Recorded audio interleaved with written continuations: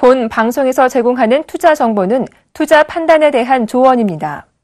방송에서 제공하는 주식의 가치, 가격 상승 및 가격 하락에 대해서는 방송사에서 보장하지 않습니다.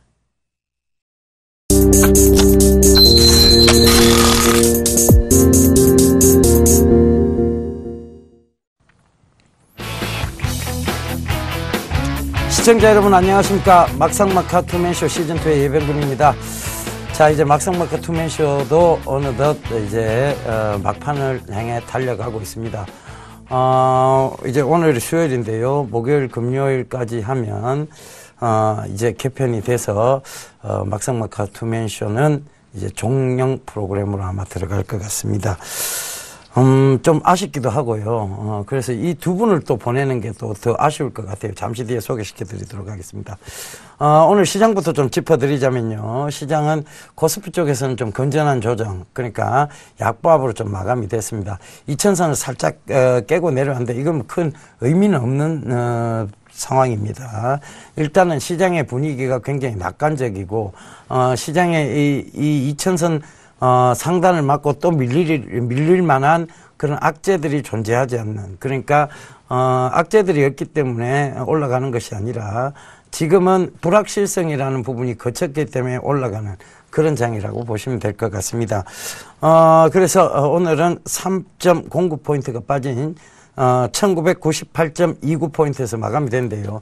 큰 의미가 없습니다. 2000선 무너졌다는 게. 2000선 살짝 올라갔다가 살짝 지금 거기서 놀고 있다라고 보시면 돼요. 근데 이걸 무너졌다, 다시 올라왔다, 이런 데 의미를 두실 필요는 없을 것 같습니다. 자, 코스닥은요, 좀 의미 있는 선이 좀 왔습니다. 오늘 4.71포인트가 오르면서요, 드디어 630, 이제 630 고지를 넘어서기 시작하고 있습니다.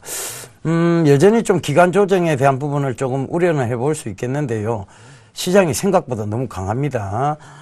순차적으로 지금 바이오, 그 다음에 사물 인터넷, 그리고 핀테크, 이런 주도주군들을 계속 만들면서 올리고 있기 때문에 시장의 분위기, 여전히 낙관적인 분위기 좀 유지하고 가셨으면 좋겠다는 말씀 드리도록 하겠습니다. 자, 환율은요, 1.30포인트, 30원이 오른 1097원 70전에 마감이 됐습니다. 계속 요 근처에서 지금 왔다 갔다를 좀 하고 있는 것 같아요. 그래, 환율은 크게 변동에 대한 우려가 없는 상황이라고 보시면 될 것 같습니다.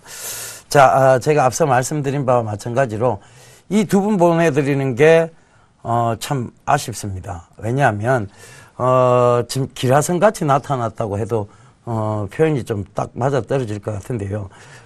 중간에 나타나셨지만 두 분의 활약성이 좀 대단했습니다. 그래서, 오늘 좀 기쁜 마음으로 두 분 모시고 얘기 나눠보도록 하겠습니다. 장대진 멘토님하고 정재용 멘토님 나와주셨습니다. 안녕하십니까? 안녕하십니까? 예, 안녕하세요. 네. 예. 지난주에 제가 안 나와서 좀 고생하셨다고요. 당황 많이 했죠. 예. 제가 그날 진짜 목이 안 나왔습니다. 저희를 위해서 안 나오신 건지 아니면 아니요. 저희를. 아니, 그날 진짜 좀 나와서 예. 좀 좋은 얘기들 진짜 예. 본업 종목들도 잘 가서 좋은 얘기들 해드리고 싶었는데 예. 진짜 목이 안 나오더라고요. 예. 도저히 이거는 방송 불가다. 예. 우리 그 PD님께서 판단을 하시고. 예. 예. 아직도 그러신 것 같은데 빨리 캐치를 하셔야 될 것 같은데. 예, 목만 지금 안 돌았고 다른 건 다 정상으로 예. 돌아왔습니다. 자, 장대진 멘토님, 차트 정배열로 투자 심리 예. 안정이다. 이렇게 말씀을 해 주셨어요. 예. 상세히 좀 설명 부탁드리겠습니다.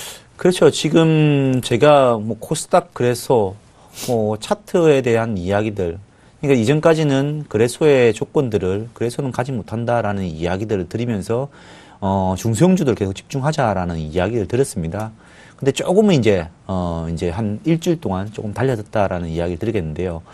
거래소에 대해서는 제가 주가가 올라갈 때 외국인들의 매수를 잘 봐라. 매수를 보시는데 2천억 이상 연속으로 들어올 때를 잘 봐라라는 이야기를 드렸었는데요. 그 조건들이 만족이 됐죠.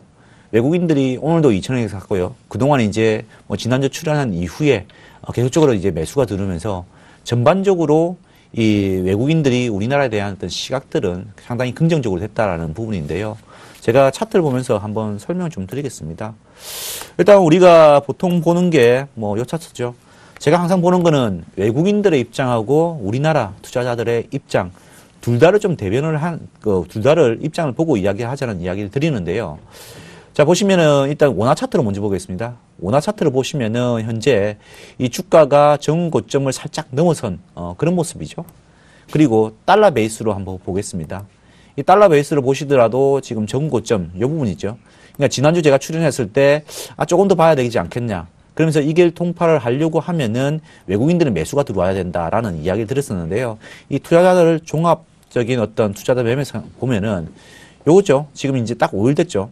계속적으로 2천억 들어오고 2천억 들어오고 800억, 1,500억, 1,700억, 2,300억 이렇게 들어오고 있죠. 그래서 이런 조건들이 만족됐기 때문에 어느 정도의 안정성은 생겼다라고 보시면 될 것 같고요. 다만 지금 이제 우리가 그 거래소 차트를 보는데 이 그래서 001 그러니까 종합주가 지수인데 종합주가 지수는 세 개로 나누죠. 대형주가 있고요. 대형주의 시가총액에 시가총액 대형주를 보시면은 지금도 아직까지도 이 전고점 부근에서 매달리고 있고 지금 종합주가 지수보다도 좀 못한 흐름이 나타나고 있지 않습니까? 왜냐고 하면은 001 그러니까 종합주가 지수 보시면은 2월 달 초에 이 고점을 벌써 돌파해서 있는데 지금 이제 대형주 차트를 보시면은 지금 이제 뭐 2월 달 초를 이제 살짝 넘어서려고 하고 있죠. 그러니까 대형주에서는 아직 시세가 낮지 않았다는 이야기고요. 대신에 주도했던 것은 여전히 이 중형주 그리고 소형주 이쪽 부분들이 강하게 가고 있다는 거죠. 그리고 마찬가지로 이제 코스닥도 이제 하나의 중소형주를 본다고 하면은 같이 이제 가고 있고 다들 정별이 됐다는 이야기죠. 그래서 마지막까지 이제 정별이 된 게 거래소의 대형주까지 정별이 됐기 때문에 어느 정도의 이제 차트 그러니까 수급에 의해서는 이제 전반적으로 투자 심리가 안정되는 단계다라고 보시면 될 것 같습니다. 다만 여기서 이제 중요한 것은 우리가 투자를 할 때 여러분들이 이제 보통 주도주를 하라라는 이야기를 하거든요. 그럼 주도주가 도대체 무엇이냐? 먼저 이제 고점을 벗기고 나간 것이 주도주입니다. 그래서 종목을 보지 말고 업종과 어떤 시장을 본다고 하면은 거래소보다는 코스닥이 주도주고요. 그리고 거래소에서도 마찬가지로 대형주보다는 중소형주가 지금 주도주라는 거죠. 그런 부분들을 본다고 하면은 아마 지금 대형주를 바닥에 있으니까는 잡자라고 하시는 것보다는 오히려 저는 이 중소형주들이 강하게 올라갔다가 물론 이격이 많이 벌어졌기 때문에 조정은 나올 수 있습니다. 차라리 저는 대형주는 이제 살짝 단기 매매를 하시고요. 어차피 주도주 잡아야 되는 거거든요. 그러면은 중소형주가 조정을 받을 때 그때를 기다려 가지고 뭐 하시는 게 나을 것 같고요. 그리고 그러면 빨리 뭐 대형주를 탔다가 중소형주 내려오면 빨리 갈아타야지 하지만은 실제로 주식시장의 원리를 보면은 주도주가 내려오면은 비주도주, 그러니까 후발주들은 더 내려가게 돼 있습니다. 그래서 대형주를 지금 뭐 빠르게 대응하시면 좋겠지만 대응하지 못하시는 분이라고 하면은 차라리 지금 현재로서는 차트도 안정되고 전체적으로 어떤 흐름은 좋아지고 있기 때문에 수익률 게임을 붙는다고 하면은 이 중소형주를 노려야 되고요. 중소형주가 조정받을 때까지 기다리는 게 맞다라고 생각하고요. 차트 정별이 됐으니까 투자 심리는 안정돼 있다. 그리고 대신에 주도주인 중소형주를 조정될 때까지 기다려보는 게 낫겠다라고 이야기 드리겠습니다. 예, 중소형주에 좀 집중 투자를 해보자. 이 얘기를 좀 해주신 것 같습니다. 정재욱 멘토님께서는 외국인의 기한이다. 네. 이렇게 좀 짧게 설명을 해주셨어요. 자세하게 설명 좀 부탁드리겠습니다. 네, 외국인들이 이제 앞서 장대진 멘토가 말씀하셨듯이 외국인들이 지금 외국인들이 특히나 최근 들어서 많이 매수를 하고 있습니다. 그러니까 2,000억 이상 사는 모습들도 많이 보이고요. 결국은 지금 2,000포인트를 까지 끌고 온 것이 외국인의 힘이라는 것이죠. 외국인들이 매수세가 붙었기 때문에 우리가 2,000에 올 수 있었다. 이렇게 볼 수 있고 그렇기 때문에 이제는 그 중소형주들이 지금까지 강세였는데 오히려 조정이 나오고 대형주들이 강세를 보이고 있다는 것이죠. 지금 그 외국인들 매수세가 과거에도 외국인들 매수세가 나타날 때에는 대형주들의 강세가 중소형주를 압도하는 경우가 많았습니다. 그러니까 외국인들은 결국은 한국 시장을 바스켓으로 사기 때문에 대형주를 위주로 산다는 것이죠. 그렇기 때문에 중소형주가 지금까지 강세를 보였지만은 외국인들이 매수하는 시기에는 대형주가 오히려 강세를 보여주고 있는. 그래서 지금 최근에 오른 종목들 보면은 건설주들 많이 올랐죠. 조선주들 또 화학주들. 그러니까 이 시장에서의 문제아들이라고 불렀던 종목들이 강세를 보여주고 있고, 반면에 이제 그 중소형주들 강세는 오늘도 이어지고 있습니다만은 최근에 보면 매수세가 좀 약화되는 이런 모습들이 보이고 있습니다. 그리고 바이오주들 셀트리온도 보면 그동안 뭐 초강세였죠. 초강세다가 최근 며칠 사이에 좀 주춤하고 있는 모습들 보여지고 있고, 그래서 일단 외국인들 매수세가 유입이 되고 있다는 부분은 지수가 2000포인트까지 올라왔다는 부분 상당히 긍정적으로 볼 수 있는 부분이고요. 이 외국인들 매수가 어느 부분에서 촉발이 되었느냐 본다고 하면 유럽의 양적 완화다 이렇게 정리를 할 수 있겠습니다. 그래서 유럽도 이제 미국이 했던 것처럼 매달 450억 유로씩 이제 경기부양책을 쓰게 되죠. 그 자금들이 이제 신흥국 증시, 우리나라 증시도 마찬가지고 신흥국 쪽으로 유입이 되고 있기 때문에 외국인들 매수가 지금 들어오고 있는 상황이다 이렇게 볼 수 있습니다. 그래서 앞으로 외국인 매수는 좀 더 꾸준히 이어질 가능성이 크고요. 그래서 대형주들이 단기간에는 강세를 보일 수 있다 하는 판단이 듭니다. 다만 이제 그렇다고 해서 중소형주들의 추세가 훼손이 되냐? 그렇지는 않다는 것이고요. 중소형주들의 추세는 상승 추세로 나아가는데 상승폭도 좀 장기적으로 크게 나왔고, 그리고 이런 외국인들 매수세를 오늘도 본다고 하면 투자자별 매매 주체를 보면은 외국인들이 보면 2,300억 거래소 쪽에서 매수를 했죠. 코스닥은 100억 샀습니다. 그러니까 만약에 중소형주 쪽에 배팅을 한다고 하면은 거래소보다는 코스닥 비중이 컸겠죠. 매수세가. 지금은 외국인들 바스켓으로 사고 있다. 이렇게 보면 되겠고, 한 가지 이제 좀 우려되는 부분은 기관 매도인데, 오늘도 기관 매도가 지금 3,000억 이상 나왔는데, 이 기관 매도 같은 경우는 지금 2,000포인트, 우리가 뭐 계속 몇 년 동안에 그러지 않았습니까? 그러니까 1,800, 1,900에서 2,000 넘어오고, 그 뒤에 있다가 또 내주고, 이러다 보니까 이 펀드 투자가들, 주식형 펀드 투자들이 2,000포인트 오니까 환매 물량이 지금 나오는 것이죠. 그러니까 기관 매도 많이 잡히는 거죠. 이렇기 때문에 이 기관 매도가 환매 물량이 얼마나 될 거냐, 이 부분이 시장에서 2,000을 넘어서 지수가 좀 더 갈 수 있느냐, 아니면 2,000이라는 이 심리적인 저항선에서 장기간 체류할 거냐는 이 국내 펀드 환매, 펀드 물량과 맞물려 있다. 이렇게 보시면 될 것 같습니다. 예, 알겠습니다. 장대진 멘토님은 좀 중소형주 집중 쪽이고, 네. 정재영 멘토님은 대형주도 갈 수 있는 장이다. 그러니까 지금은 중소형주 쪽이 추세 상승 계속 나올 것 같아요. 예, 그 이유, 그렇죠. 가장 큰 근본 이유는 대형주보다 중소형주의 실적이 좋다는 것이죠. 예. 성장성이 좋다는 것이죠. 예. 실질적으로 지금 그 데이터 자체가, 실적 자체가 올해도 그럴 겁니다. 그렇다고 하면 그러니까 추세 상승은 중소형주 쪽에 있는데, 외국인들 매수세가 유입되는 이 기간 동안은 대형주들이 강세를 볼 수 있다는 것이죠. 그런 것들이 지금 건설주에 나타나고 있고 조선화학주에 나타나고 있다. 이런 말씀 드리는 겁니다. 그렇죠. 외국인들이 이제 바스켓 매매를 한다는 관점에서 보면 그렇습니다. 그렇죠? 네. 예, 알겠습니다. 시장은 여전히 좀 좋은 분위기를 계속 이어가고 있습니다. 왜 제가 여러분들께 자꾸 낙관적 관점을 계속 유지를 하고 해야 된다고 말씀드리냐면, 지금 시장에 매도 물량이 나올 만한 것들이 별로 없습니다. 결국은 조금의 흔들기라고 보시면 될 것 같고, 그 흔드는 과정에서 여러분들이 내 종목은 왜 한 가지가 되면 안 되고, 내 종목도 주도주가 되는 순간 갈 수 있다라는 그 확신만 가지고 가시면 됩니다. 그 주도주가 될 수 있느냐 없느냐에 대한 부분은 성장성 여부겠죠. 지금의 어떤 성장성이 조금 빛이 바래졌다고 해서 여러분들 종목을 함부로 버리시는, 그리고 지금 성장성이 부각된다고 해서 그 종목을 추격 매수하는, 이런 것은 없어야 되겠습니다. 죄송합니다.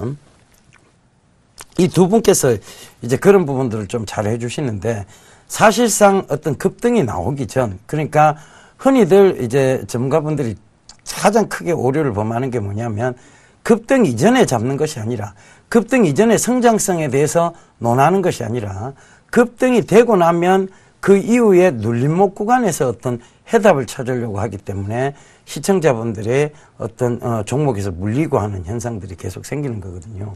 이 두 분은 적어도 그래도 급등 전에 시장 상황과 맞물려서 얘기를 해드리고 있으니까 그 점도 꼭 좀 참고를 하셨으면 좋겠습니다. 이 방송을 이제 마감하시게 되면 대박 플러스를 또 출연하시죠? 예, 맞습니다. 예. 어느 요일 날 출연하시나요? 금요일 날, 네. 금요일 날 7시죠? 7시에 이제 정재영 멘토하고 같이 출연합니다. 그래서 저희들만의 어떤 색깔을 보여드리기 위해서 예. 저희 둘이서 진행하는 방송이고요. 그래서 많은 이제 뭐 시장도 좀 전체적으로 봐드리고, 그리고 포트폴리오 어떻게 짜드려야 되는지, 그리고 이제 어떻게 매매를 하고, 그리고 어떻게 지금 이제 뭐 상품 비중들을 가져가야 되는지를 좀 이야기 드리려고 합니다. 예. 금요일 날 아마 좀 기대를 하시는 분들이 좀 많이 예. 생길 것 같습니다. 또 이 두 분께서 워낙 또 지금 중간에 이래 들어오셔서 또 큰 활약들을 보여주셨고, 그리고 그렇다 보니까 이제 좀 분명하게 색깔도 좀 보여주셨는데다가 또 두 분이 같이 이래 어떤 호흡을 맞추는 게 굉장히 좋습니다. 그죠? 예, 그래서 제가 이름 하나 지어드려도 될까요? 네. 예. 좋은 거 하나 지어주세요. 예, 장대진 멘토님, 네. 정재용 멘토님 이러니까 네. 정장클럽 어떻습니까? 정장클럽. 사실 예. 그 정인장해서 말아먹어가지고요. 예. 그러니까 그 N을 빼버리고 정장을 입고 항상 오시니까 정장클럽으로 한번 가보시는 것도 좋습니다. 예. 제가 그러면 서울경제TV에 건의를 한번 해보겠습니다. 예. 예. 감사합니다. 너무 진행이 빠릅니까? 예. 알겠습니다. 별로 이름 별로 마음에 안 드시는 것 같아요. 괜찮습니다. 예, 괜찮습니까? 네. 예, 알겠습니다. 정장클럽 두 분 모시고 계속 방송 진행하도록 하겠습니다. 오늘의 이슈 보고 저희가 살펴보도록 하겠습니다. 자, 오늘 이슈로 선정된 것은요, 잘 나가는 코스닥 시총 또 신기로 대세장 굳힐까에 대한 부분입니다.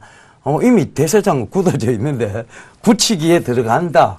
뭐 이 얘기는 별 소용은 없는 얘기인데 이미 굳히기에 들어간 거죠, 이미. 그렇죠? 예, 예. 맞습니다. 지금 이제 코스닥 시가총액 비중이 12% 왔습니다. 그래서 IT 버블 이후에 최고치라고 합니다. 우리가 IT 버블 때 시가총액이 코스닥이 20% 정도까지 올랐다고 합니다. 그 이후에 이제 지금 2003년도 연말 기준으로 해가지고요, 11년 만에 10% 이상을 갔고요. 그리고 이제 12%까지 이제 육박하는 뭐 그런 상황이 왔는데요. 그러면서 이제 사실 뭐 지수가 많이 올라가다 보니까는 종목들이 급등하는 상황들이 많이 나왔죠. 뭐 사물 인터넷이라든지요, 아니면 헬스케어 바이오, 그리고 게임주들, 그리고 이제 뭐 보안주들, 아무튼 뭐 이 코스닥 쪽에서의 어떤 성장성에 대한 어떤 이야기가 될 수 있는 종목들에 대해서 굉장히 주가가 급등하는 종목들이 나왔고요. 그동안 이제 코스닥이 굉장히 눌림목에 있었습니다. 사실 뭐 제가 이 방송을 출연하면서 계속적으로 이제 중소형주들, 제가 12월부터 출연하면서 계속적으로 중소형주들 이야기 드렸고, 코스닥이 그 주가가 올라갔지만은 계속적으로 간다라는 그런 이야기를 좀 들었었는데요. 아마도 이제 2009년 이후에 전고점을 돌파를 했기 때문에 뭐 그런 현상이 발생한다라고 생각하고 있고요. 이런 상승세는 조정이 나오더라도 결국 이제 시장이 이 종목에 대해 코스닥에 대해서는 또 기대를 하고 저가 매수가 들어올 수 있다는 점은 좀 보고 있어야 될 것 같습니다. 그리고 이제 주도주라는 측면에서 보더라도 사실 코스닥 중소형주들이 주도주입니다. 그래서 이 중소형주들의 어떤 랠리가 꺼진다고 하면 다시 한번 시장은 사그러들 거지만은 그렇지 않다고 하면은 중소형주 쪽에서의 계속적으로 매매를 하고 투자를 해야 되는 게 아닌가라는 생각이 듭니다. 그리고 이 코스닥이 지금 예상을 해보면은 현재 차트 모습만 한번 볼게요. 코스닥의 어떤 차트 모습을 보면은 보통 우리가 이제 차트를 분석할 때 제일 보기 쉬운 게 뭡니까? 이평선이죠. 이 점선으로 표시된 게 5일선이고요. 그리고 이 파란색으로 표시된 게 21선, 그리고 초록색으로 된 게 61선인데요. 저희가 이제 개인 투자가들은 사실 길게 보는 것보다는 매일 보고 계신 분들은 한 61선까지만 보시면 되거든요. 근데 요 선들을 보시면은 현재 골든 크로스가 지난번 이제 5일선과 21선 같은 경우에는 2015년 초에 발생했고요. 그리고 21선과 61선, 중기선이죠. 중기 골든 크로스가 2015년도 1월 중순쯤에 발생했습니다. 그런 다음에 정배열을 만든 다음에 주가가 이렇게 5일선을 타고 올라가는 모습이고요. 특히 이제 2월 초에 한번 지수가 전체적으로 조정을 살짝 받으려고 하다가도 결국 21선의 지지를 받고 올라가는 모습이거든요. 완전 정석 플레이라는 거죠. 이런 모습을 본다고 하면은 이런 모습들이 갑작스럽게 무너지는 현상보다는 오히려 이제 조정받았을 때 다시 한 번 더 저가 매수가 들어오면 선순환이 될 수 있다는 부분이죠. 그리고 지금 이제 코스닥이 너무 많이 올라가지고 따라가지 못하시는 분이라고 하면은 오히려 코스닥 종목 중에서 바닥권에 있는 종목들도 이 길목을 지키는 전략들도 하셔야 된다고 보고요.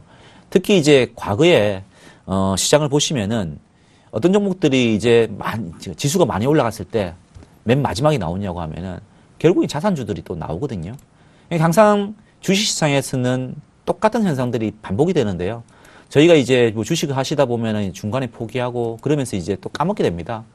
그렇지만 이제 이 결론적으로 본다고 하면은 주식시장에서는 새로운 건 없고요. 항상 반복되는데 결국 그 반복이라고 하면은 결국 코스닥에서 지금 신규로 그러니까 굉장히 많이 올라간 종목들을 따라가기 힘들다고 하면은 저는 자산주를 한번 찾아보시라라고 이야기 드리겠습니다. 그것은 과거에도 반복됐던 일이고요. 그렇기 때문에 자산주에 대해서 한번 찾아보시고 관심을 보시면 되고요. 힌트를 드린다고 하면은 보통 이 검색기가 있으시면요. 그냥 PBR이 제일 낮은 순서대로 찾으시면 되고요. 그 중에서 이익이 좀 나고 있는 종목들 그리고 뭐 자산가치, 땅가치라든지 그런 것들이 있는 기업들 그런 거 찾으셔가지고 길목지키기를 한번 해보시면은 그동안에 코스닥이 너무 많이 올라가가지고 좀 어떻게 보면 자기가 편입을 안 해가지고 배가 아플 수도 있는데 반드시 그런 종목에서 제가 보기에는 또 자산주에서 한번 만회할 수 있는 기회가 있다라고 생각하고 있습니다. 예, 자산주에서 한번 만회를 해볼 기회가 있다. 그러니까 예. 그 시청자분들이 그 자산주만 잘 찾아내면 되겠네요. 그렇죠. 그죠? 그거는 예, 이멘토님이 좀 많이 알려드리십시오. 예. 또 금요일 날 출연하셔서 알려주실 거잖아요. 다음 주부터라서 예. 이번 주는 안 되고 다음 예. 주 금요일 날 좀 기대해 주십시오. 알겠습니다. 자, 정장클럽의 정정 멘토님. 네. 예. 정정 멘토님께서도 네. 지금 이 대세장은 이미 시작됐다라고 그렇죠. 보시고 계시죠. 네, 그렇습니다. 예. 그렇다면 이 대세장의 어떤 분위기, 단기적으로 보면 어느 정도까지 갈 거면 또 중장기적으로 보면 계속 갈 것 같기도 하고요. 네. 그죠? 근데 단기적으로 보면 어디까지는 좀 거침없이 가는 선이 보이지 않을까 그렇게 보여지거든요. 예. 여쭤보시니까 말씀드리겠는데 아마 한 630에서 650선 이건 이제 그 코스닥 지수로 따져보면 그 정도에서 한번 조정이 나올 수 있다는 생각이 들고요. 그 중장기적으로 가기 위해서는 조건들이 좀 조건들을 만족을 시켜줘야 돼요. 그러니까 지금 코스닥 시장이 강세를 유지를 하고 그리고 600선을 넘어서 이렇게 지금 한 7년 6년 만에 이렇게 신고가가 나는 이유는 뭐냐면은 크게 두 가지입니다. 첫 번째는 우리나라 성장률이 떨어진 것. 그러면서 이제 대기업에 대한 그리고 업종 대표주들에 대한 기대감이 약화된 부분. 반면에 중소형주들이 성장률이 그리고 실적들이 개선 속도가 대형주들보다 빠르게 나오고 있다는 부분. 그 두 가지가 지금 코스닥을 이끌고 있는 모멘텀이라고 본다고 하면은 코스닥 시장이 상승세를 지속하기 위해서는 성장성을 보여주는데 그것이 지나면서 되고 있다는 숫자를 보여줘야 되는 것이죠. 그 부분이 충족이 되면 지수는 코스닥 시장은 추세 상승을 지속할 수 있다. 일부 조정들은 언제든지 나올 수 있는 거지만 추세 상승은 지속된다. 근데 그걸 못 보여준다 하면은 제가 차트 한번 보여드리겠습니다. 차트를 보면은 지금 최근 한 2년 동안의 코스닥 시장의 움직임이에요. 움직임 보면 앞전에도 그랬습니다. 이 앞전에 보면 앞전에도 그랬고 코스닥이 잘 나가다가 한 번씩 이렇게 빠집니다. 빠질 때 올랐던 거 다 빠집니다. 13년도에 그랬고요. 14년도에 그랬고 12년도도 있고 상승을 쭉 하다가 빠져요. 이것이 뭐냐고 하면은 중소형주의 성장성, 기대감을 가지고 갔는데 그 뒤가 없었던 거죠. 기대감만 나왔지만은 그 뒤에 그것이 숫자로 안 보여준 겁니다. 실적으로 안 보여준 것이죠. 그래서 주가들이 빠졌단 말이죠. 지금 가고 있죠. 지금도 가는데 지금은 숫자가 일부가 보이기 시작합니다. 보이기 시작하고요. 그러니까 추세가 좀 더 이번에는 틀리다 하고 가고 있는 거죠. 그래서 앞으로 중소형주들이 실적들이 성장성을 숫자로 보여주면은 코스닥의 강세는 상당히 오래 지속될 수 있다. 이런 판단이 들고요. 그 중에 물론 이렇게 지난번 게임주들 조정받을 때 지수가 이렇게 출렁출렁 거리는 거, 뭐 이번에 혹시 뭐 바이오주들이 밀리고 또 다음에 또 뭐 어떤 것들이 주도 업종이 조정을 받을 때 지수가 출렁출렁 거리는 거는 그냥 건전한 조정 정도로 생각하시면 될 것이고, 반면에 숫자가 안 나온다. 예. 게임주든 또 뭐 향후에 또 어떤 업종이 주도주가 됐는데 성장성을 그만큼 시장에서 프리미엄을 부여를 했는데 기대치보다 안 나오더라. 이런 것들이 반복이 되면 코스닥 시장은 또 빠질 수 있는 것이죠. 그런데 지금 상황은 과거와는 좀 틀리게 그 실적들이 좀 양호하게 일부들이 나오고 있다. 특히 거래소 대형주들의 쉴 때 그리고 숫자들이 안 나올 때 나오고 있다는 게 코스닥 시장의 강점이다. 이렇게 보이지고, 그 기사들을 본다고 하면 이제 이 코스닥 시가총액 비중이 10% 넘어갔던 때가, 그리고 지금 12%, 13% 정도 되거든요. 총 시가총액에서 코스닥 시가총액이 차지하는 비중입니다. 그래서 한 12, 13% 정도 되는데, 이것이 이제 뭐 IT 버블, 그러니까 우리가 1999년, 2000년도 때 버블 이후 최고다. 그러니까 경계를 해야 된다. 이런 시각이 있습니다. 근데 그것이 이제 실적 숫자로 보여주면은 얘기가 틀려지는 것이죠. 그 부분을 우리 그 투자가분들은 가장 주목해야 될 부분이 아닌가 이렇게 생각이 듭니다.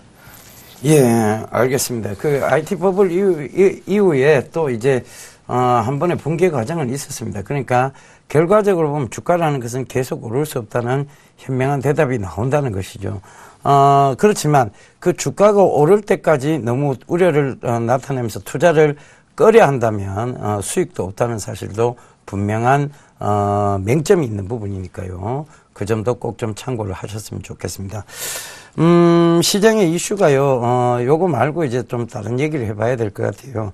코스닥에 자꾸 이 봄이 왔는데 자꾸 봄 오나를 물어본들 이미 봄은 만개를 한 상황입니다. 코스닥 쪽에서는. 그런데 어떤 봄에 대한 얘기 그리고 차라리 구치나에 대한 얘기는 별 필요가 없을 것 같고요. 그래서 지금 코스닥에서 그러면 우리가 지금이라도 늦지 않았다. 어떤 쪽에서 성장을 좀 바라봐야 될 것이냐에 대한 부분을 한 번 더 얘기를 좀 나눠보고 가도록 하겠습니다. 코스닥 쪽에서요. 예. 지금 아직 성장세를 이제 시작할 수 있을 만한 그런 군이 있다면 소개를 잠깐 짧게 좀 부탁드리겠습니다. 그렇죠. 지금 이제 어떻게 보면 코스닥 시장에서의 이런 작은 종목들, 예. 그리고 이제 그런 중성 종목들이 갈 수 있는 게 어떤 성장성이 성장성이 굉장히 이제 국가 성장률보다 몇 배 더 높을 수 있는 게 어떻게 보면은 인프라가 굉장히 많이 잘 갖춰져 있다는 거거든요. 예. 옛날 같으면은 예를 들어 가지고 포장이 안 된 도로를 달릴 때는 뭐 지프차가 빠르게 할 수는 있겠죠. 그렇지만 포장이 된 도로 달릴 때는 이 테크놀로지가 뛰어난 차들이 엄청나게 빨리 달릴 수 있대요. 지금은 그런 시대라고 봅니다. 그렇게 본다고 하면은 지금 우리 한국이 인프라가 갖춰진 상태에서 그런 종목들을 발굴한다면 어느 상품이냐고 하면은 저는 당연히 소프트웨어 쪽을 바라보고 있습니다. 왜냐고 하면은 전체적인 하드웨어적인 부분들은 충분히 갖춰져 있거든요. 예, 근데 지금 그렇죠. 우리나라가 부족한 게 소프트웨어고요. 올해부터 해서 뭐 중학교에서 소프트웨어 교육을 의무화한다라는 이야기를 제가 들었었거든요. 그만큼 이제 소프트웨어에 대한 어떤 필요성을 느끼고 이 소프트웨어에 대해서 또 대학 진학을 할 때 또 한 번 이 대학 진학할 때 또 가산점을 준다라는 뭐 그런 이야기도 얼핏 들었던 것 같습니다. 그래서 그런 것들을 본다고 하면은 국가적으로 어떤 시기가 국가적인 어떤 시기라든지 어떤 산업의 이 발달되는 시기가 소프트웨어가 전체적으로 저는 괜찮다라고 보고 있고요. 소프트웨어 기업들을 한번 잘 살펴봐야 되지 않겠나라는 생각이 들고요. 뭐 컴퓨터, 뭐 백신을 생산하는 기업들 아니면 뭐 프로그램을 만드는 기업들, 뭐 그런 기업들, 물론 뭐 게임주도 포함되겠죠. 소프트웨어 쪽이니까요. 그런 기업들을 좀 봐야 될 것 같고요. 이 게임 쪽은 많이 갔기 때문에 오히려 하단에 있는 실제적으로 뭐 실무적인 어떤 프로그램 만들거나 그런 업체들을 조금 뭐 찾아서 주목해봐야 되지 않을까라고 생각하고 있습니다. 예. 그럼 그걸 조금 축소시키자면 사물 인터넷 쪽을 좀 그쪽도 마찬가지겠죠. 예, 예. 예, 맞습니다. 알겠습니다. 장대진 멘토님의 생각이 저하고 좀 많이 비슷한 것 같아요. 저도 수익을 말하다 시간에서 늘 여러분들께 말씀드렸던 것이 하드웨어적 성장은 이미 어느 정도 끝났다. 이제는 소프트웨어적 성장을 노려봐야 될 때다라고 늘 강조를 드렸던 부분이 있는데요. 그 부분을 여러분들께서 참고를 많이 하셨으면 좋겠습니다. 안 여쭤보시면. 아니, 곧 여쭤볼 거예요. 네. 준비를 준비하고 있는데. 네, 알겠습니다. 준비한 네. 얘기 한번 들어보고 가도록 그렇죠. 하겠습니다. 일단 코스닥 시장이 강세를 보이는데 이 시장은 그런 걸 좋아하는 것 같아요. 묶어서 간다, 어울려서 간다. 그렇죠. 항상 이런 것들을 이 시장에서 그것이 이제 테마가 되는 그런 상황인데 지금 그 코스닥 시장에 보면은 화장품주들이 강세를 보였었죠. 화장품주들이 강세를 보였고 게임주들이 강세를 보였고 바이오주들이 강세를 보였습니다. 그 결국은 요새 업종의 공통점은 뭐냐? 성장성이라는 것이죠. 그렇죠. 네, 그리고 기대감이라는 것이죠. 그러면은 요거를 충족할 수 있는 뭔가 어떤 업종들이 있을까? 근데 이들 업종에 또 들어가서 우리 시청자분들이 성공하기는 상당히 어려울 겁니다. 왜냐면 그렇죠. 이미 시세들이 한 번씩 났고 그거를 또 해준다? 시장은 그렇게 만만하지가 않거든요. 그거보다는 새로운 쪽을 주목을 하는 게 오히려 더 나을 수도 있다. 그래서 아까 멘토님 사물인터넷 말씀에 충분히 가능성이 있죠. 제가 보는 가장 가능성 높은 업종은 엔터 쪽입니다. 엔터 쪽. 엔터 업종이죠. 특히나 화장품 같은 경우 중국의 내수에 기반을 한 것이죠. 그리고 중국이라는 가장 큰 내수 시장을 우리가 바로 옆에 있고 거기에 이제 성장성을 찾기가 쉬운 상황이거든요. 거기 실질적으로 일어나기가 쉬운 상황이라고 보면 엔터 쪽 업종 중에서도 SML, YG 이런 엔터 업종 종목들이 있습니다. 근데 실질적으로 중국에서 50%, 100%의 성장을 보여주고 있는 상황이에요. 특히 작년에도 그랬고 올해도 그런 큰 폭의 성장이 일어난다는 것이죠. 그리고 중국 사람들이 우리나라 아이돌 이런 쪽에 열광하는 걸 보면은 그것이 단발로 그칠 가능성은 작아 보입니다. 오히려 롱런할 가능성이 크죠. 그래서 이런 상승했던 테마들 혹은 이런 업종들의 속성을 볼 때 향후에는 엔터 쪽이 가능성이 상당히 높다. 저는 이렇게 보고 있습니다. 예, 맞습니다. 엔터 산업이요. 이게 또 캐내면 캐낼수록 계속 무궁무진한 그런 자원이 되는 산업이기도 합니다. 그래서 이제 문화 쪽으로 이제 박근혜 대통령이 아마 창조 경제를 자꾸 강조를 하시는 것 같아요. 이 엔터나 문화 쪽 관련주들은요. 예전에는 분명하게 무형의 가치였습니다. 그런데 이거를 유형의 가치로 지금 바꿔나가는 작업들을 하고 있는 것이죠. 예전에 사실 MP3의 음원 다운받을 때 돈 주고 다운받는 거 참 우습게 생각했습니다. 그죠? 예. 그때는 전부 불법 다운로드가 됐는 상황이었는데 불법이지만 또 알고도 했고요. 그죠? 예. 그런데 지금은 이제 정당하게 음원을 돈 주고 사서 듣는 이런 문화가 자리 잡고 있다는 것이죠. 역시 그런 관점에서 본다면 정재욱 멘토님의 얘기가 중장기적 관점으로 엔터 그리고 문화 창조 관련주들은 여전히 좀 주의 깊게 보시는 것이 좋지 않겠느냐. 그와 일맥상통한 것이 바로 우리 장대진 멘토님이 얘기했던 소프트웨어도 결국은 문화 엔터 쪽이에요. 그러니까 문화 엔터도 엄밀하게 따지면 이제 소프트웨어 산업이라고 보면 되거든요. 그렇죠. 그렇죠? 네. 그러니까 그런 관점에서 보신다면 여러분들께서 조금 편하게 보실 수 있을 것 같습니다. 자, 여기 이슈는 오늘 여기까지 마감을 하고요. 우리 멘토님들 수익률 확인해 보고 가도록 하겠습니다.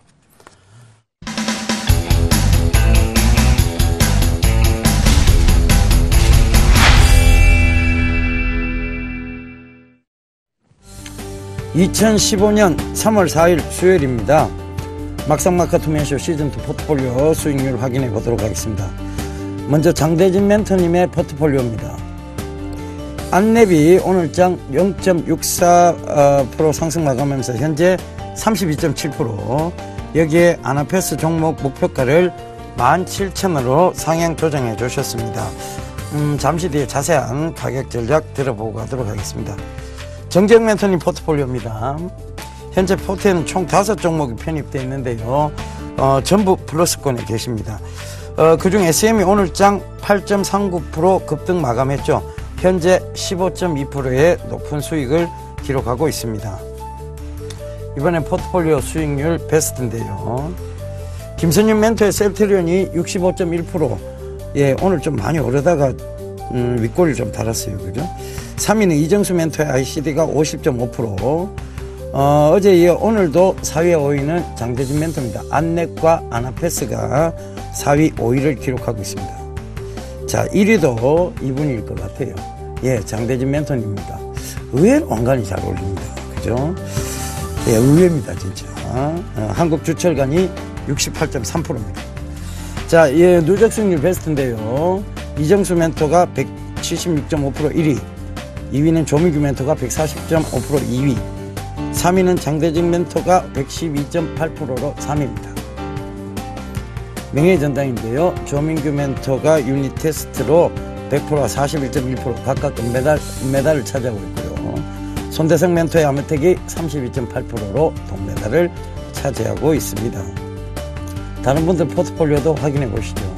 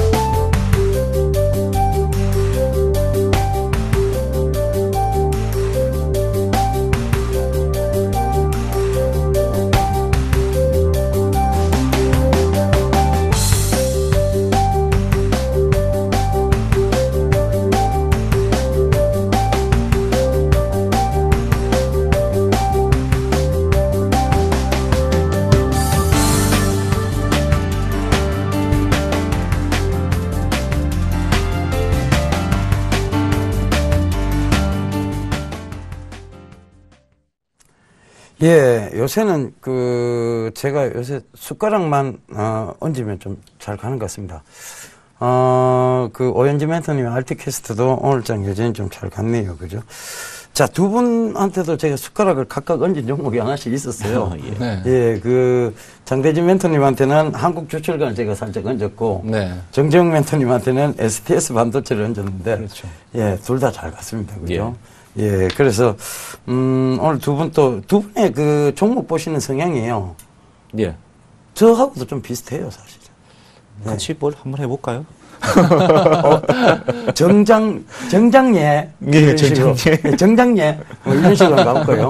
아니, 예정장? 예정장도 괜찮네요. 예, 알겠습니다. 진짜 같이 한번 가봐야 될 것 같은데요. 예. 알겠습니다. 다음번에 꼭 한번 뭉쳐보도록 하겠습니다. 그렇게 하시죠. 뭐 술로 뭉치면 안 될 것 같아요. 예, 알겠습니다. 우리, 장대진 멘토님의 종목들이 너무 좋았습니다. 예. 그래서 AS 꼭 좀 들어보고 가야 될 것 같습니다. 시청자분들도 많이 기다리실 것 같아요. 예. 일단 지금 종목 수익률 1등 하고 있는 지금 한국주철가부터 이야기 드리겠습니다. 이 한국주철가 같은 경우에는 이제 제가 추천한 이후에 바로 운 좋게 조금 상승을 바로 해줘가지고요. 굉장히 좀 운이 좋았던 종목이고요. 이 종목은 아시다시피 이제 자회사 엠프라니를 가지고 있습니다. 그리고 이 굉장히 많은 화장품 회사들이 시가총액이 굉장히 높게 거래가 되고 있습니다. 그리고 춘절과 맞물려 가지고요. 전체적인 어떤 분위기 자체가 이렇게 주가를 좀 올리는 그런 분위기가 됐던 것 같고요. 그래서 바로 이제 주가가 좀 올랐던 것 같은데요. 아마도 제가 이제 목표가를 지금 11,000원 정도로 잡았는데요. 지금 거의 다 와갑니다. 그래서 지금 정도에서는 따라가는 거는 이제는 부담스럽죠, 사실은요. 부담스럽고요. 여기부터는 이제 가진 사람들이 얼만큼 먹고 나오느냐, 그 게임인 것 같습니다. 그래서 지금부터는 이제 따라가기보다는 오히려 이제 수익 실현하는 그쪽으로 이제 방향을 바꿔서 생각해 보셔야 될 것 같고요. 예를 들어서 나는 단기적인 어떤 관점이다라고 하시면은 지금부터는 5일선이 깨지면은 이익 실현 나오자.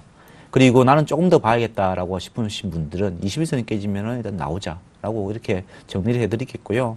회사는 괜찮습니다. 단지 이제 단기적으로 많이 급등을 했기 때문에 조정은 나올 수 있다라는 점을 이야기 드리겠고요. 한번 뭐 이번 주로 해서 저희가 마무리를 하니까는 제가 전체적인 설명, 대응 전략까지 좀 이야기 드리는 겁니다. 그리고 두 번째 종목은 이제 안랩입니다. 안랩 같은 경우에는 제가 이제 개별적으로 이제 뭐 사물 인터넷, 핀테크의 최종은 신뢰를 확보해야 되고 거기에 대해서는 이 보안 관련주들이 반드시 끼어야 된다. 그리고 이 보안 관련주 중에서는 이 악성 코드와 관련된 어떤 이 백신을 만드는 업체들이 갈 수가 있다라는 그런 이야기 드리면서 이야기 드렸었고요. 뭐 제가 추천드린 이후부터 이제 주가가 뭐 꾸준히 올랐고요. 주가 자체는 지금 뭐 47,300원까지 지금 가 있는데요. 뭐 아직까지도 상승 여력은 있다라고 생각하고 있습니다. 이 전체적으로 이제 거래량도 안 터지고 있고요. 거래량이 뭐 순수하게 쳐지고 있죠. 그러면서 주가가 흘러가고 있기 때문에 아마 좀 중장기적으로 좀 더 보셔도 되지 않을까라고 생각하고 있고요. 아무튼 뭐 그 사물 인터넷하고 핀테크의 최종은 뭐 이 보안주다라고 생각하시면 될 것 같습니다. 그리고 이제 세 번째로는 제가 아나페스도 제가 추천드린 이후에 이제 꾸준히 올랐던 종목 중에 하나입니다. 이 아나페스 같은 경우에는 사실 이 자회사 때문에 이 이익이 가려졌던 부분들이 자회사가 좀 돌았으면은 가려졌던 이익들이 나온다라는 것을 초점을 가지고 제가 추천드렸던 종목인데요. 뭐 12월 달에 제가 이야기 드렸죠. 이야기 드린 다음에 주가는 계속적으로 이제 점진적으로 올라가고요. 그런 부분들이 아마도 이제 1분기 실적이 나오면서 이 주가에 대해서 어떤 판단을 좀 하셔야 되지 않겠나라고 생각합니다. 정말 1분기 실적이 자회사가 돌아서 가지고 이 가려졌던, 그러니까 본업의 뭐 수익을 까먹었던 부분들을 회복해 가지고 이 본가치를 발휘하는지는 1분기까지 한번 끌고 가보자라고 이야기 드리겠고요. 지금은 어제 같은 경우 장대 양봉이 발생했고요. 그 전날 사실 뭐 주가를 뒤로 돌려보면은 이 주가가 좀 무너질 것 같으면서도 결국 다시 이제 올라오는 그런 모양이거든요. 이런 거 봐서는 주가의 어떤 흐름은 상당히 양호하게, 그리고 그 가치를 알아주는 사람들이 들어오고 있다는 거죠. 그래서 그런 부분들을 참고하셔가지고요. 한번 보시기 바랍니다. 그래서 저는 뭐 종목들 한 3종목까지만 제가 AS를 해드리겠습니다. 예, 알겠습니다. 뭐 상세하게 AS 해주셨으니까요. 여러분들 들고 계신 분들 있으면 그 참고하셔서 잘 대응하셨으면 좋겠습니다. 또 금요일 날 이제 출연을 하시니까요.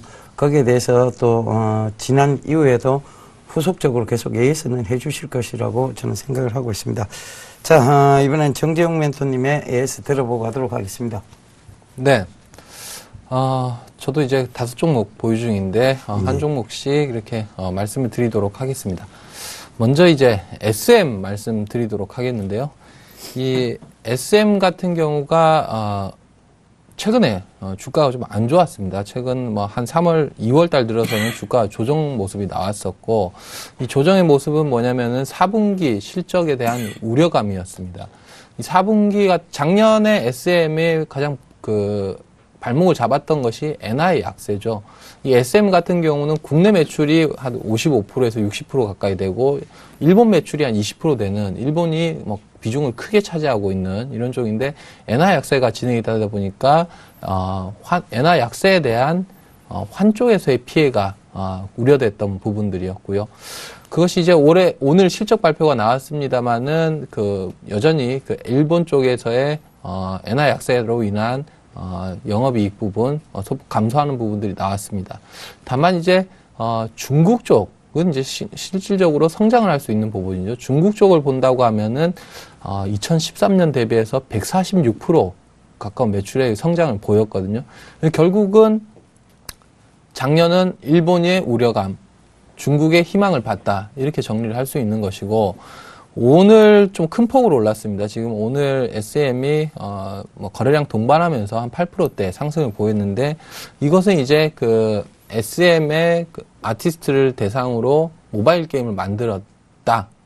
이것이 이제 기사가 나오면서 상승세를 보였고, 거기에서 이제 중국에 대한 기대감을 시장에서 엿볼 수 있는 것이죠. 그래서 올해 같은 경우는 엔화가 지금 작년에는 많이 빠졌지만은 지금은 이제 엔화가 원화 환율로 본다고 하면은 910원에서 930원 정도로 원엔 환율이 지금은 어떻게 보면 안정화가 되고 있는 상황이죠. 그래서 엔화 약세의 발목은 올해는 잡히지 않을 것 같고 중국에 대한 성장에 대한 기대감이 본격적으로 반영될 수 있는 시기가 다가오고 있다 이렇게 보여집니다. 또한 SM타운이라는 것이 지금 올 초에 1월 달에 삼성동에서 SM타운이 지어졌죠. 그리고 서비스에 들어간 상황인데요. 이 SM타운이 실질적으로 올해 사업 시작하자마자 큰 폭의 또 영업이익에 또 매출액에 기여를 할 것으로 보여집니다. 워낙 지금 반응이 상당히 양호한 상황이고요. 또 이것으로 인해서 한류 관광객들에 대한 또 매출이 더 올라갈 수 있는, 그래서 SM 같은 경우는 향후에 코스닥 시장이 또 주도주가 바뀐다고 하면 대장주로 나설 수 있는 가능성이 큰 종목이다 이렇게 보고 있고요. 그리고 두 번째 종목은 지난주에 말씀드렸던 효성을 보도록 하겠습니다. 효성 보면은 최근에 이제 대형주들, 효성 같은 경우 화학주들이 반등을 하고 있는데 효성은 좀 상대적으로 반등이 크진 않습니다. 이 이유 자체는 낙폭 과대주들이 반등을 하고 있기 때문에 효성은 작년에 호실적을 보여주면서 화학주들 급락할 때에도 버텨냈던 종목이죠. 그것이 이제 올해 폴리케톤이라든지 이런 신규 사업 부분들이 맞물리면서 효성의 성장성을 기여를 할 것으로 보여집니다. 그래서 만약에 대형주 쪽을 시청자분들이 고려를 한다고 하면 효성 같은 종목이 상당히 매력적으로 다가오지 않을까 이런 판단이 들고요. 세 번째 종목은 인선 ENT 보여드리겠습니다. 인선 ENT 같은 경우 꾸준한 상승 추세 흐름을 보여주고 있고 상승 추세대 내에서 이런 조정 구간에 지금 들어 있는데 완만한 상승 흐름, 추세 상승은 지속적으로 이어질 것으로 보여집니다. 특히 인선 모터스라는 또 신규 사업 부분, 자동차 제조업 사업 부분이 국내에서 유일하죠. 인선 ENT가 유일하고 이것의 성과가 본격적으로 나오는 해가 2015년이다. 올해다 본다고 하면은 이 신규 사업의 성과 그리고 기존 매립지 사업, 폐기물 매립지 사업도 지금 가장 수익성이 좋았던 광양 매립지가 사업 개시가 지금 협의를 하고 있는 광양 지방자치단체죠. 협의를 하고 있는데 이것이 빠르면 하반기부터 가능하다고 합니다. 그것이 될 경우에는 이 매출액이라든지 영업이익 부분에 상당히 기여를 할 것이고 그런 부분들이 잘 해결되는 조짐이 나와주고 있기 때문에 이 추세 상승은 지속될 것으로 보여집니다. 그리고 마지막으로 한 종목을 더 보면 유진투자증권 말씀을 드렸었는데요. 최근 증권주들이 2,000포인트 넘어서면서 그리고 구조조정에 증권 업종이 상당히 2, 3년간 구조조정에 혹독하게 했죠. 그러면서 몸집이 좀 가벼워진 상황이고 이것이 외국인들 귀환과 맞물려서 거래소 지수가 2,000포인트에 안착을 해준다 하면은 증권주들 레벨업이 될 가능성이 큽니다. 그래서 증권 업황은 여전히 부진한 상황이지만은 그 상황 속에서도 과거에 한 3, 4년 전에는 이익을 못 내고 적자를 내는 상황이었다고 하면 지금은 어려운 상황에서도 이익을 낼 수 있는 상황으로 바뀌었다는 것이죠. 그래서 증권주들 지수가 2,000포인트를 넘어서 추가 상승이 나온다고 하면 유망하게 봐야 될 업종 중에 하나다. 이렇게 말씀드리겠습니다. 예, 진짜 상세하게 설명을 좀 해주셨습니다. 자, 이제 금요일 날 출연하시면 불금 때는 즐기시질 못할 것 같습니다. 네, 끝나고 즐기죠. 네. 네. 알겠습니다. 그러면, 불타는 금요일 때 저도 한번 불러주세요. 예, 알겠습니다. 예, 알겠습니다. 두 분은 좀 보내드려야 되는데요. 금요일 날 또 출연들 하시니까 여러분들 금요일 날 또 대박 플러스 시청하시면서 많은 또 힌트를 잡아가셨으면 좋겠습니다. 자, 저희는 이만 물러가고요. 내일 다시 인사드리도록 하겠습니다. 지금까지 함께 해주셔서 대단히 감사합니다.